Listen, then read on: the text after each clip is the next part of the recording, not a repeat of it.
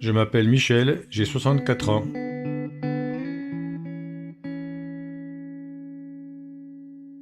Tout a commencé en mars 2017, suite à une visite de routine chez mon médecin pour ma tension. Une perte de poids inhabituelle l'alerte et il décide de me prescrire une batterie d'examens. Échographique, sanguin, IRM, puis biopsie du foie pour qu'enfin le verdict tombe. Une tumeur évolutive du foie, stade terminal. C'est à ce moment que notre médecin m'a prise à part en me souhaitant bon courage. Et là, j'ai compris qu'il n'y avait plus beaucoup d'espoir pour mon époux. Un mois plus tard, sous conseil d'un gastro-entérologue, je débutais un traitement chimio par comprimé à domicile. Au bout de 15 jours, j'avais des douleurs atroces. Je divaguais avec plus de 40 de fièvre, j'arrivais même plus à tenir debout. C'était mal parti. J'ai donc fini aux urgences. Ne sachant pas d'où venait cette infection, je me suis retrouvé perfusé sous antibiotiques dans l'attente d'y voir plus clair. Puisque mon époux était uniquement suivi par un gastro-entérologue, j'ai moi-même pris rendez-vous avec une cancérologue qui nous a expliqué que la douleur et l'infection étaient dues au comprimé de chimio. Elle nous propose alors deux solutions, soit que Michel serve de cobaye, soit qu'il stoppe momentanément son traitement. Quand j'ai vu mon père à l'hôpital, j'ai vraiment pas supporté de le voir dans cet état. Et comme ça faisait quelques années que je me renseignais sur d'autres méthodes alternatives pour se guérir, je lui ai suggéré d'envisager des solutions naturelles. La décision est vite prise, j'arrête tout. On s'est forcément retrouvés confrontés aux médecins, qui n'ont pas hésité à remettre en doute tout ce que j'essayais de leur communiquer. Et il y avait malheureusement aucune ouverture possible. On a été pris pour des fous. Mais j'ai finalement réussi à le faire sortir sur des charges. Je me souviens me retrouver seule avec mon père traversant l'immense hall de l'hôpital, bras dessus, bras dessous.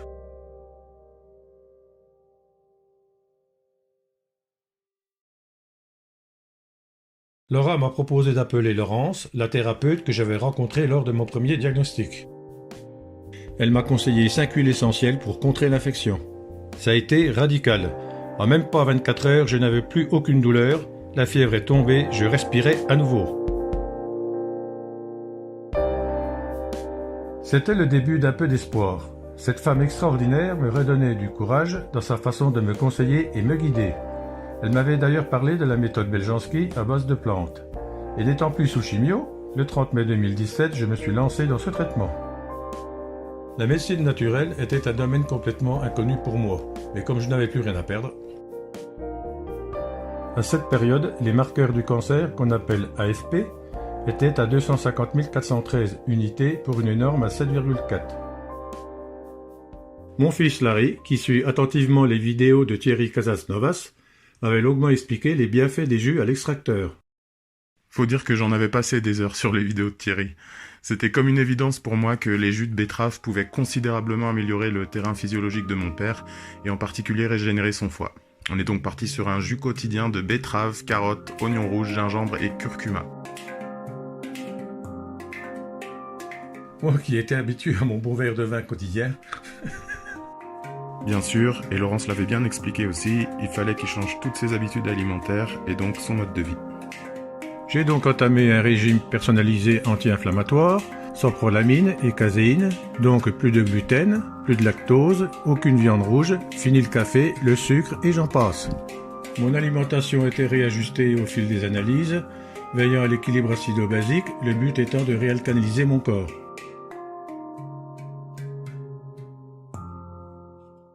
Mes journées se résumaient à un test de pH, une douzaine de gélules Beljanski, avec des jus spécifiques adaptés à chaque situation et une alimentation répondant à mes besoins vitaux.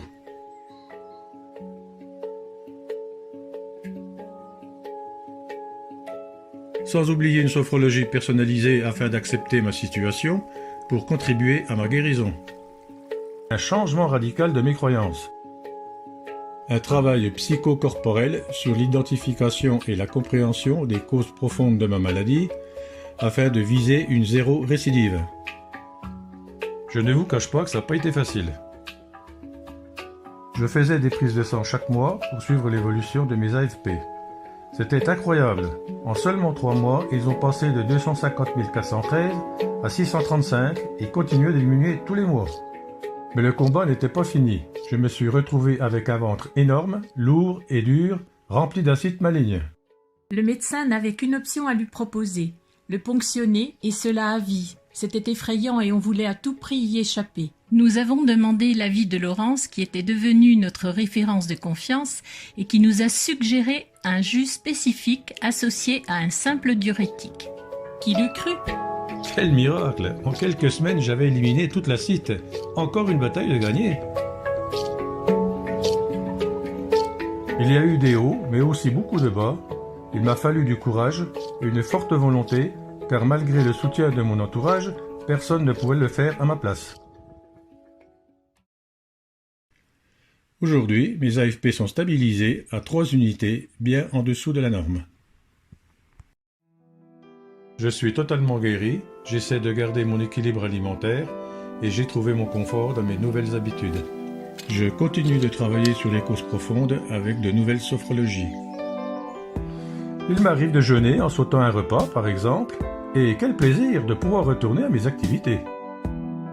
Je ne remercierai jamais assez Laurence, ainsi que ma femme, sans qui je n'aurais pas eu la force. Et il fallait me supporter. Et bien sûr mes enfants, mes amis, et tous ceux qui, de près ou de loin, ont participé à ma guérison. L'expérience de mon papa m'a confirmé que les seules limites que l'on a sont celles que l'on s'impose. Un petit mot pour finir ? Merci la vie.